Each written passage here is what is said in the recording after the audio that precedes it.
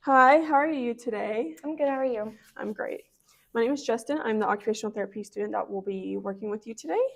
Before we get started, I just want to have you verify a few things for me. Can you tell me your name Melanie Driscoll, and your date of birth? 2/17/1952. Awesome. I am here because you did request a home safety and accessibility assessment. Before we do that, though, we will be up moving and stuff, so I just want to check your vitals and make sure everything's looking okay. Okay. The first thing I'm going to be testing is your blood pressure. Do you know how it normally runs? Doctors usually say it's normal. So Normal? whatever normal Perfect. is. All right. Normal is 120/80, so we will just test that real quick and see how it's looking today. Okay.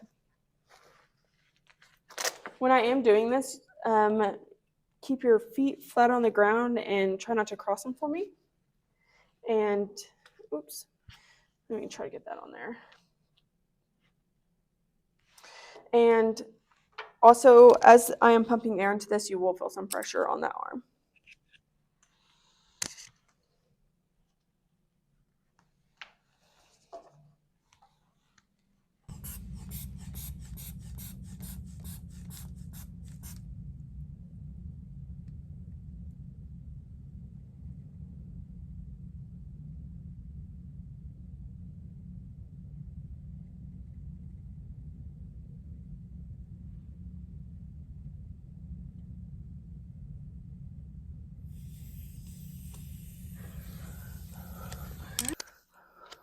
All right, it is 120/80, so everything is normal there.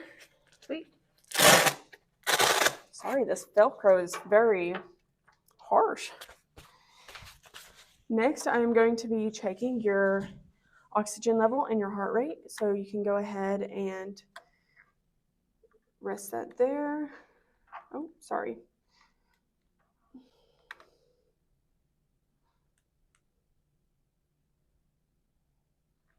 You have some pretty nails. Thank you. They're getting a little too long. I think I'm gonna need to go get them redone. I like the color. Thank you. I don't know. Do you think blue is a spring color? Do you think I need to go more for like a yellow or like a pink? I think blue's a perfect spring color.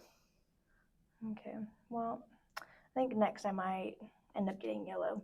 Oh, yeah? Yeah. Go outside of my comfort zone a little bit. Yellow is pretty. It always reminds me of the sunshine. Since you do have your nails painted, though, this might take a little bit longer to read, but that's okay. Let me get it turned around here so I can read it. All right, I got you at your oxygen level is 97 and normal's 95/100, so that's really good. And your heart rate is 75. That's good too. Normal's 60/100. And while we were chatting, I went ahead and took your respiratory rate, and that was 16, and normal's 12 to 18. So everything looks good. Okay, great. Is there any other questions you had before we got started today? No, I'm just excited. Yes, I'm ready. The first I want to go through your first home, and then we'll talk about your second home, okay? Okay. Now that we've done your vitals and walked through your house, I just kind of want to ask you a few questions regarding what you do kind of every day, where your main concerns are. So can you go ahead and just describe a typical day for me? I'll wake up. I like to make coffee in the morning and then play some games on my iPad. And then me and my husband will have breakfast together, and then he'll kind of start doing the cleaning and stuff around the house. It kind of makes me sad though because that kind of used to be my job, and I'm really just kind of missing that because I can no longer perform those tasks because of the fatigue that I'm experiencing with MS. So, and the fatigue is not only experiencing or not only causing problems with like my cleaning and like housekeeping and stuff like that, it's also like just affecting just like how I get around throughout my house and like walking back and forth and stuff to my different houses, and it's just making everything much more difficult. Okay, we'll definitely address that here in a little bit. I know you use your walking sticks, and is there anything else that you use in your house to help you? Well, as you saw, we have a shower chair in my bathroom that also like next to it has some rails on the wall, and then we even have like a non-slip mat in there for me, which is really good. but I find myself still having to eventually stand up in the shower because I can't fully like rinse everywhere that I need to rinse, and so I'll end up standing up and I get really tired doing that specifically. So Okay. Well, we'll address that too. Since you get fatigued kind of walking around your house and going back and forth from your house, have you ever had any like balance issues or concerns yeah, with that? well, my walking sticks like they do help me, but I feel like sometimes they're not enough. I still, because I do get so tired, sometimes I feel like I wish there was a way for me to like just take little mini breaks like on some of my walks. And like I used to love to go hiking and stuff like that too. So um, just being able to go on longer walks would be beneficial for me, and not having to worry about losing my balance or like needing to like um, find a place to sit down to take those breaks. So Okay. I definitely think that those are things we can address and get fixed for you. Is there any other questions you no. had? Okay, perfect. All right, now that we've discussed your biggest concerns, I looked up and researched some adaptive equipment and assistive technology and some devices that I think would be very beneficial for you to help gain your independence back and help with your fatigue and balance. The first thing I wanted to talk about was an electric spin scrubber or scrub brush. And World Health Organization just says like assistive technology can help people with long-term health conditions gain their independence back and just kind of helping them, like I said, gain independence while doing it safely. So I'm going to give all of this stuff to you. So this electric scrub brush is $20 on Amazon. I thought this would just be really good because I know you said after you and your husband have breakfast, he starts cleaning, and that used to be what your role, and it kind of makes you sad. And I thought this would be really good. It can change from being a handheld one, or you can even apply like extensors on it where it extends out. And so I'm going to talk to you about a rollator next, and you can just kind of sit down and do some of those tasks, like cleaning task again. And it even comes with like six different brushes. So if you're cleaning like a window, the stove, the counter, sink, even dishes, like it would be really good to just, you can switch those out. That way you're able to be more active but independent while doing it. While this will also help you not fatigue as easily because you're not going to have to be using your arm as much. It kind of does the rotation for you, and you kind of just guide it where you want to clean. Okay. But like I said, I found it on Amazon for $19.99. I highlighted the name of it, and I even highlighted what I looked up so you know exactly what I looked up, and highlighted the name of it so you can know exactly which one I picked out. But like I said, there's a ton on there, or there's even some at Walmart and stuff. So if you find another one, you're more than welcome to use that. They all do the same purpose. But now I wanted to address the rollator with you with some information provided by Science Direct. It just talks about how this can provide more stability for you, and if you were to say get dizzy or feel like you're losing your balance, it has a seat, so you can, while you're using it to walk in with for stability, you can also sit down if you need a rest break. And it actually also mentions the kind of the advantage it has over walking sticks, and it just says it can provide more more stability and enable you to sit down comfortably. So kind of like what we just discussed, but it does kind of talk about the benefits over walking sticks. Yeah. I'll give that to you to have too. That'll help me walk between houses. Oh yes, When I get absolutely. tired. And I was saying you can even use this in your home too, like when you're cleaning. And the rollator I will be recommending for you, it has like a little storage bin in it, so you can put your cleaning supplies in there. So as you're moving around the house cleaning, you don't have to use so much energy going back and forth, and you already have everything in one spot. And like I said, it comes with an extensor, and you can, if you get tired and need to sit down, you can sit down and take a break, or you can sit down and kind of reach the countertop with it, or whatever you need just to kind of help you feel more independent and comfortable while getting back to cleaning. Cool. Here in a little bit, I am going to have you get up, or I'll demonstrate it first, and then I'm going to have you repeat what I demonstrate to you with using the rollator. So there are a few things I needed to cover first, provided by the Occupational Therapy Toolkit. Some of this I will cover when I do demonstrate, but just kind of want to get started and kind of say some safety tips. You always want to keep your rollator close and wear well-fitted shoes, and don't wear like long dresses because you don't want your or you can wear a dress, but make sure it's not dragging the floor or skirts or anything or your pants, because there's a chance it could get stuck underneath the wheel, and we just don't want that to be a tripping hazard or a safety concern for you. And also, if at any time you feel like the brakes aren't sturdy, or if they're not feeling like it can break as far as it can, you can call me or have someone come in and look at it, and so we can look at repairing the brakes or just seeing if there's like a screw or something loose. And just some safe pathways. Make sure your pathways are clear, and you'll always want to be looking in front of you. Don't look down at the rollator or your feet. Make sure you're looking ahead. And arrange the furniture in your living room to where it's not cluttered, and we can address that next time too. And I think that's all I need to talk about on this for right now until we get started. But I'll be providing that and sending that home with you as well. And kind of just going through, and if you at any time see anything that you're kind of confused on what it means, you can also ask me. And so once again, found this one on Amazon. You don't have to buy this one if you don't want to, just wanted to give you something. See right here, that's the little basket it will have, so the seat will flip up and you can put stuff in the basket. And I showed you what I typed in to find it and the name of it, and this one is 5849. And then also, if you needed to know a little bit more about this item, I highlighted this too so you can read it. All right. So I just kind of have a little pictures here. It's just suggestions for adaptive equipment for bathing provided by the Occupational Therapy Toolkit as well.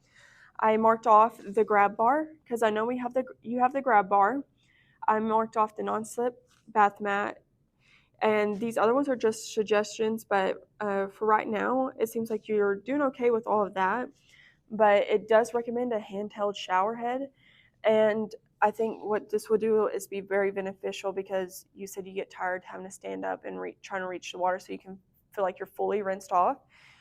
What we can do is hook this near you while you're sitting in your shower chair, so all you have to do is use it sitting down and maybe conserve some of your energy there. And I actually found where by Gethai.com talks about how shower heads are kind of make it safer for you too for a fall risk, because if you do get tired while standing up or moving, we don't want you slipping if you get dizzy or fatigued. And so it actually helps with reducing the chance of falls in the shower too. Cool. So I looked this one up. It's from Amazon too. And like I said, if you find one at Walmart you rather have, that's perfectly fine. Just want to give you suggestions. So once again, that's what I looked up. If you want to know more about this item, it's right here, and here's the name of it. And it is $17.99. And the Occupational Therapy Toolkit also just provides some bathing tips. I thought you could look through some of the stuff I know you already do, but if there's something on here that you don't do, I thought it might just give you kind of an idea that, once again, help maybe with that fatigue, like lowering if your shower caddy is kind of hung up, or your body wash or anything, maybe get a little shower caddy and place it near you. But I know that wasn't necessarily a problem for you, but I thought I would provide this for you as well. So if you ever come across any of these while showering or bathing and have issues, that you have this to look back on as well. Okay. Looks good. I know we just discussed a lot of stuff, and like I said, everything I am talking with you about is just recommendations. You don't have to do it if you don't want to. I just really think this will be good stuff to help you with your fatigue, balance, and getting back to being independent. I also wanted to say, if you do decide you want to buy any of I am going to go ahead and show you how to use a rollator, but if you decide to buy the handheld shower head or the electric scrub brush, please feel free to contact me and I'll come back in and show you how to use that. You can look it up on the internet and there's videos out there, but I do not mind at all to come back in and show you how to use it to help you feel more comfortable. Okay. Right. Any questions? No.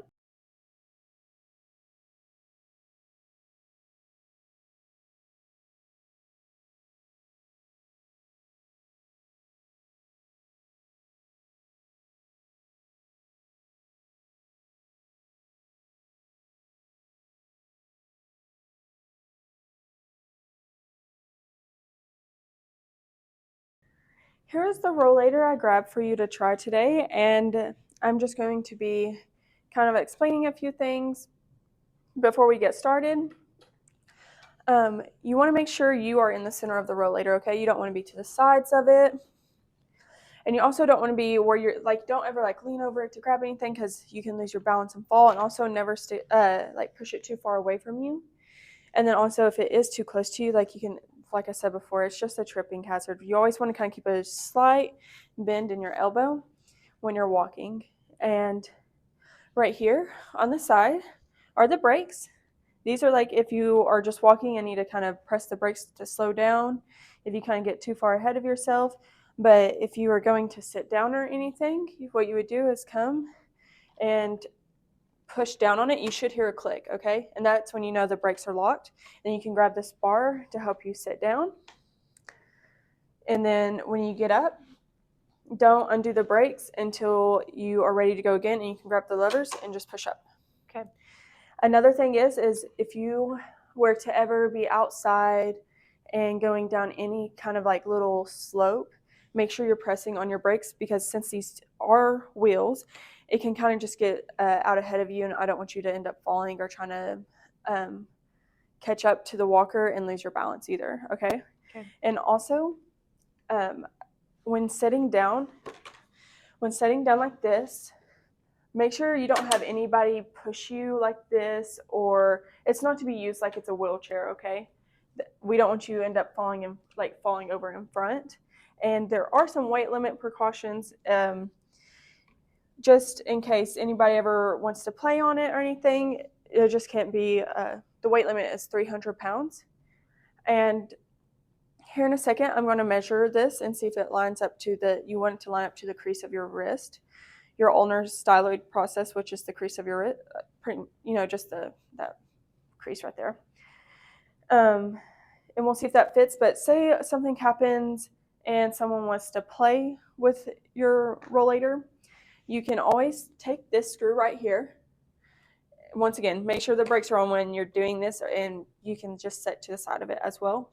Unscrew it and take the bolt and nut out, and then this bar right here lifts up and you can adjust the height. Okay. Let me make sure these are tightened. They are. Perfect. And I'm actually recommending one for you since, like I said, you want to help your husband with all those household chores, or even if just walking around the house, you want to go and grab your iPad, if it helps it for balance to be able to carry it so you're not trying to use your walking sticks while holding your iPad, or you're going back and forth between rooms. You can place, this just lifts up and you can place your stuff in there and then set it back down, and then you're good to go. Awesome. Any questions? I know we kind of covered a lot right there. I don't think so. All right. So I am going to pull this up to you and kind of set the brakes. Let me kind of get it where it's going to be in the center of you. There you go. Let me get the brakes.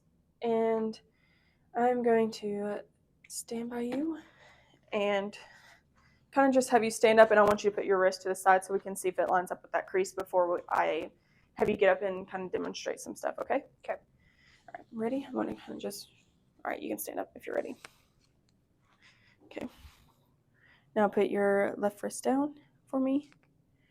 Oh, perfect. Nice. All right, you can go back and sit down. All right, so what I'm going to have you do this first time, I want you to come here, make sure your brakes are locked, grab the Stromex, and place it in your bin. Unlock your brakes, come right here, kind of show me how you can sit down safely and get back up safely. And then we'll come back over here. And then I want to see you put the Germex back. Okay. Perfect. It's like a little obstacle course. Yeah, a little fun obstacle course.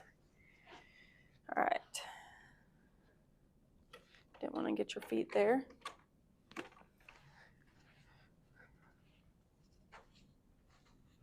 Whenever you're ready, we can start.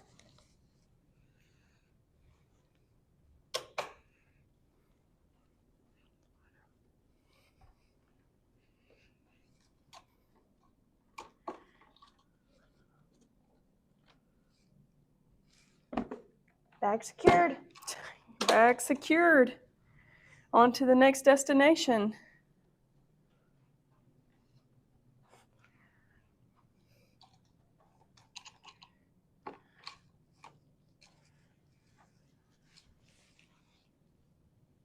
Ta-da. Nice.